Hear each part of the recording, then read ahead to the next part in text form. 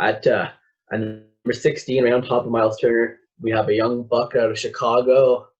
We got Wendell Carter Jr. Wendell Carter Jr. If I'm being completely honest, when I first made my list, I had him in my top 5. And I only did that because I know his potential is so high. But then considering the fact he's only played 43 games, I couldn't justify him on that list against guys who obviously have a much established reputation. But I think making a list in 3 or 4 years, Wendell Carter is definitely going to be in the top 5. And I guess it's easy for guys to jump the gun on him, but he's already, I mean, his rookie year, he is already playing more minutes than most of the centers in the league. He's playing about 30 minutes per game, which is great for a center. He already averaged a double-double. It's just, like I said, just putting in more games, proving his body of work, improving little by little, and he's definitely going to be a top 5 center at some point. Yeah, I can definitely see it as well. I see a very good comparison between him and Ayton. Ayton being in the second, going into his third years, just finished his second year, did 1 year ahead of Wendell Carter Jr.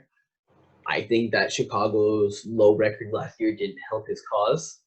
I actually only had him at 24 on my list. I clearly had a little less hope, or a little less respect for his numbers, I guess, last year. Which for me, he put up numbers wasn't on the greatest team in the league. That's what the makers between him and the few people that were right underneath him was. They came from these such high level teams they were a part of, and Carter Jr. just hasn't proven that to me yet.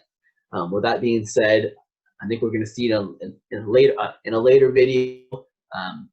Ayton probably will end up a little bit higher than Carter Jr. did. Clearly, we haven't said Ayton's name yet. He probably is a little bit higher. I'm not sure where he ends up being ranked in this list so far. But if Carter Jr. is a younger version of someone like Ayton, I think he has a big promising future ahead of him. And I think that by the end of this year, if I'm going back on my list and I'm looking back and saying that I put him at my 24th spot, I'm going to go, wow, really? That was bad. Yeah. But with that being said, right now, I do believe that everyone under him, they're going to play for winning teams. And unless Chicago ends up being that winning team, then I still think that 16th is where it belongs right now. Yeah, and it's probably a pretty fair spot because, again, after I look back and I think about guys, I kept moving him down a bit more by a bit more kind of thing. And it seems, again, the big thing for me was the fact, again, he did only play 43 games where, yes, I know it was a short season, but we've seen a lot of guys be able to put up good years for half the year, right? So once we see a full year out of Wendell Carter Jr. of putting up, like, I think he's going to have bigger improvements. I think last year he was about 11 and 10 kind of range. We'll probably see him get at least 5 more points per game per year. Again, on that kind of similar path to Ayton, where they might not be the same type of player in terms of Ayton is just a defensive force, just crazy athletic. But Wendell Carter, like I said, he's very good on the offensive end. He's got a good IQ already. So I think we'll see very quick improvements for Carter Jr. And within the next 2 to 3 years, it'll be easy to argue him in the top 5 spot.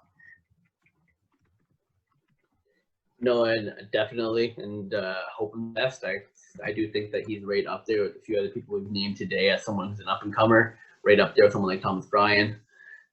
So I hope the best of him, and he's someone that can definitely make a lot of moves this year, especially if Chicago can really pull it together a little more, and it's looking more and more like they will.